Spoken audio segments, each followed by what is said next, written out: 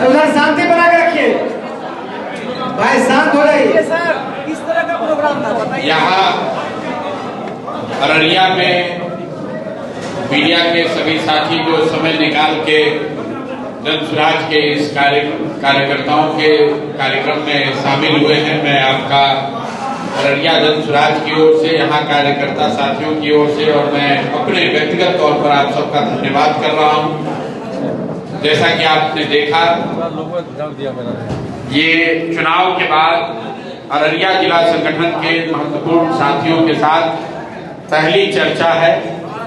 चर्चा का परिप्रेक्ष्य ये है कि जब चुनाव परिणाम आए और परिणाम निश्चित तौर पर जन स्वराज के अनुसार नहीं आए हैं, जन स्वराज की जो सोच थी उसके विपरीत आया है, उसके बाद जन स्वराज के महत्वपूर्ण नेताओं ने, साथियों ने, हम सब ने पश्चिम चंपारण के गांधी विधिहरवा आश्रम में एक दिन का सामूहिक मौन उपवास किया था और उस दिन उपवास के बाद ये घोषणा की थी कि बिहार बदलाव के जिस संकल्प को लेकर बिहार में हम लोग आए हैं, इस प्रयास को शुरू किए हैं, उस प्रयास की ईमानदारी में, उस संकल्प से पीछे हटने का कोई सवाल नहीं है। उस प्रयास की ईमानदारी में, शुद्धता में, तीव्रता में कोई कमी नहीं आएगी और आने वाले समय में जन स्वराज अपने सभी साथियों को साथ लेकर उनके विचारों को समाहित करके बिहार के नवनिर्माण के लिए जो कुछ भी हो सकेगा,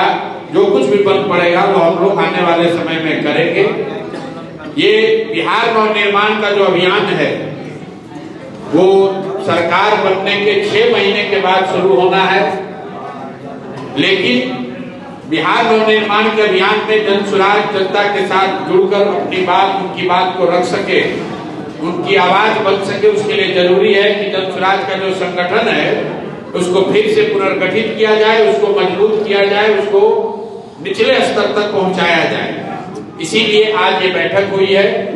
इस बैठक में चुनाव से लेकर अभी तक के सभी अनुभवों को कार्यकर्ताओं, साथियों ने साझा किया।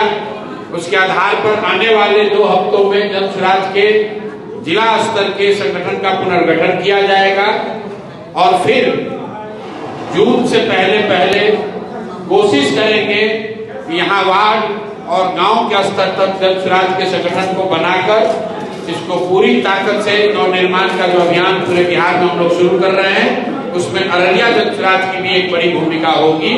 इसीलिए आज ये संगठन की बैठक थी। आने वाले 2 महीनों में मैं 2 बार और आकर सिर्फ और सिर्फ संगठन के साथियों के साथ राय विचार करूंगा। पब्लिक से जुड़े हुए जो मुद्दे हैं जन स्वराज के साथी उठा रहे हैं, आगे भी उठाएंगे, लेकिन हम लोग का जो नवनिर्माण अभियान शुरू होना है वो जून महीने से जब नया संगठन बन जाएगा उसी समय से हम लोग शुरू करेंगे। बहुत बहुत धन्यवाद। बिहार में सीएम फेस का घोषणा हो चुका है, जिनकी डिग्री पे आप सवाल उठा रहे थे, उनको मुख्यमंत्री का घोषणा किया गया उनके नाम। ज्ञान की भूमि बिहार, ज्ञान की भूमि बिहार को ये चाल चरित्र चेहरा का दावा करने वाली भाजपा का पहला सौगात है। ऐसे व्यक्ति को मुख्यमंत्री बनाए हैं जिसका चाल चरित्र और चेहरा तीनों चर्चा का विषय होना चाहिए, लेकिन ये नई भाजपा है और इन्होंने दिखाया है कि बिहार को अब गुजरात से चलाया जाएगा। मैंने पहले भी कहा था, मुख्यमंत्री कोई भी बने, अब बिहार को गुजरात से चलाया जाएगा, गुजरात के हितों को ध्यान में रखकर चलाया जाएगा। और इसका मतलब है कि बिहार से पलायन बंद नहीं होगा। पलायन बंद इसलिए नहीं होगा कि अगर बिहार से 10-12 हजार रुपए में काम करने के लिए नौजवान लाखों की संख्या में नहीं उपलब्ध होंगे तो 30 लाख से ज्यादा लोग गुजरात में मजदूरी करने के लिए मिलेगा कहां से।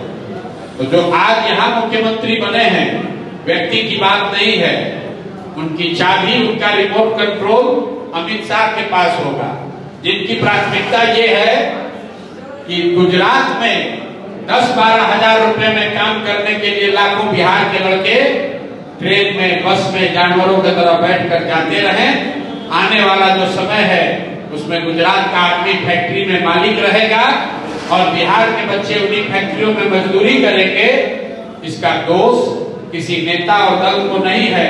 इसके लिए हम और आप दोषी हैं, क्योंकि हम लोग मोदी जी का भाषण सुन के वोट दिए हैं, हिंदू मुसलमान बनकर वोट दिए हैं, जातियों में बढ़कर वोट दिए हैं, 10,000 रुपए के लालच में वोट दिए हैं, तब उसका खामियाजा भी हम ही को और हमारे बच्चों को भुगतना पड़ेगा।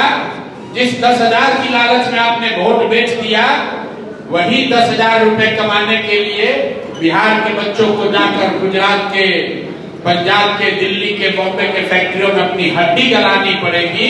ये दुर्भाग्य है, लेकिन गलती हुई है तो भुगतना तो पड़ेगा ही।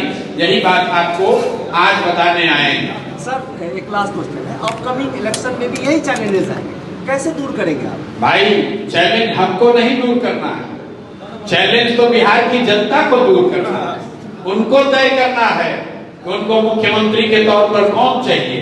अब चेहरा आ गया सामने, अब देख लीजिए, आपके बच्चे ग्रेजुएशन करके, MA BA करके मजदूर बन रहे हैं, बेरोजगार बैठे हैं, और भाजपा के लोग 7वां फेल भी हैं, तो अब आपके राजा बन रहे हैं। ये आपके वोट का कमाल है।